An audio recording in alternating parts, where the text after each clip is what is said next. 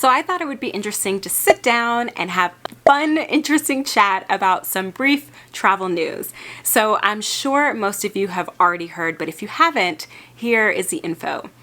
JetBlue bought Spirit Airlines for $3.9 billion, and now they're merging. But before I continue, I just want to briefly note that I in no way am speaking on behalf of either of these airlines. I just thought it would be fun and interesting to talk about it.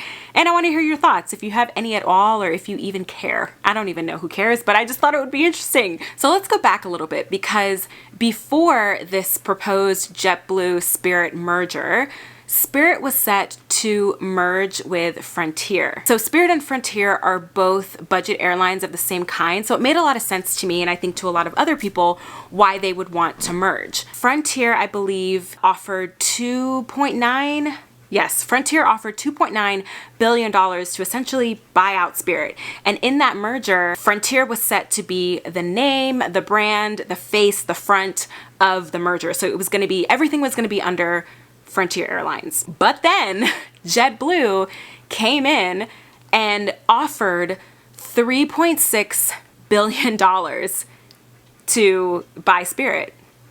And Spirit actually ended up declining this offer. And I think from what I have read so far, it seems as if a couple of reasons why Spirit may have declined that offer from JetBlue, even though it was significantly higher, is that number one, I think they thought that a Spirit Frontier merger was better for their customer base because, again, Spirit and Frontier are budget airlines of similar kind. They're both ultra low budget. And also I heard another reason why they decided to go with Frontier was that they may have felt that government regulators were more likely to approve a Spirit Frontier merger over a Spirit JetBlue merger. A couple days before the Frontier and Spirit merger was set to happen, JetBlue didn't give up and they upped their bid by $200 million.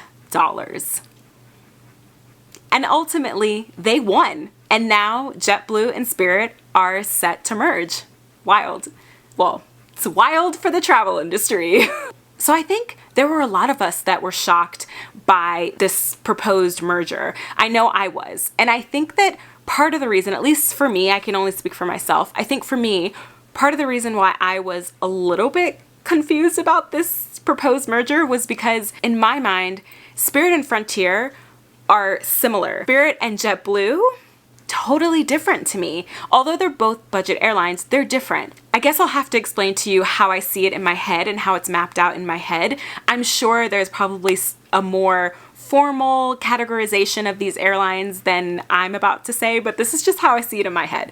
So in my head, I see Spirit and Frontier as a similar type of airline, right? You've got your budget airlines, but then you've got Spirit and Frontier are ultra low budget airlines. So they're in one category. And then you have your budget airlines like a Southwest or a JetBlue, which are both budget airlines, but they're a completely different experience and they offer a little bit more than, say, Frontier or Spirit. As someone who has flown JetBlue more than a few times, I was I don't know if I was shocked necessarily, it might be too strong of a word, but I definitely was confused and intrigued by JetBlue's decision to want to merge with Spirit. But it turns out that what JetBlue was really after was Spirit's roots. I believe, I could be wrong, but I believe that JetBlue really has more of a presence in the northeastern part of the country. So New York, Boston, up there. Spirit has more of a presence in Florida and on the West Coast. So ultimately, I think what it came down to is JetBlue wants that presence. Essentially, they want to expand their operations, and they can pretty much do that overnight or very, very quickly if they just go ahead and buy out Spirit. So it makes sense in a way that they would overbid and offer that much more over Frontier's initial offer in order to guarantee that they can get those routes. However, something interesting, JetBlue did, or they are, opening up routes from the northeastern area, Boston, New York, to Europe, primarily London and the UK, which is really big given the fact that Norwegian, a budget airline from Europe, used to have super cheap transatlantic flights from Europe into the US. And since about 2019, we all know what happened. They have cut off their transatlantic flights, so that leaves a really good room for JetBlue to come in and kind of optimize that opportunity and those routes. So that is something that JetBlue has done pretty recently. Now, as far as the merger goes, I don't think that JetBlue or Spirit are going to have a major problem in the merge. I mean, I think that JetBlue is going to be the one that takes the brand and the name and the face and all of that. And I do believe that their fleet is similar, so I don't think that's going to be a problem on that end. So if you didn't know, budget airlines, one of the ways that they can cut back on prices and one of the ways that they can offer us cheaper prices is through their fleet. And a fleet is essentially the number of aircrafts and the types of aircrafts that an airline owns or has. So for example, a mainline carrier or a legacy carrier most likely has a ton of different types of airplanes that they fly.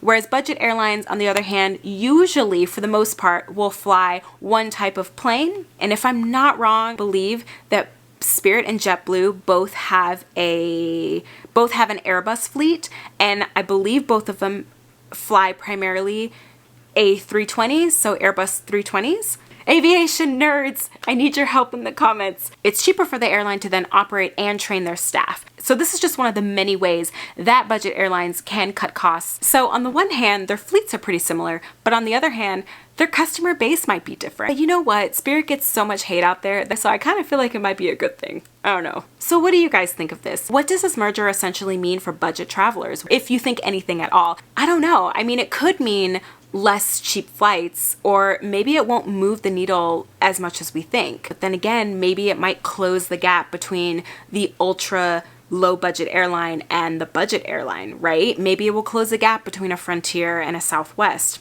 I don't know. I think it could possibly put a strain on budget travelers who are used to comparing prices between a Frontier and a Spirit. I don't know if what I'm saying makes any sense, but I guess what I'm trying to say is, yes, I do think on one end of the spectrum, this merger could maybe shake up that ultra low and budget airline prices that we're used to seeing. But I highly doubt in any way it's going to change what we see on the top end of things with legacy carriers or mainline carriers. But maybe I'm totally wrong, and we'll just have to see what happens. However, this merger is not solidified just yet, because what has to happen now is government regulators still have to go in and approve the merger and approve the deal. And some experts say that it might get rejected by government regulators because it's limiting competition. The Department of Justice could take a year or longer to go in and see what this deal is all about and if it's appropriate and approve the deal or not. So I don't know. This is a very quick video, but it was on my mind and I've been reading a little bit about it, and I just thought, well, if I'm interested in this, then there could be a small chance that you guys are interested as well. But I just wanted to throw it out there and see what you guys think. I'd love to know your thoughts in the comments, and I'll see you guys next time. Bye.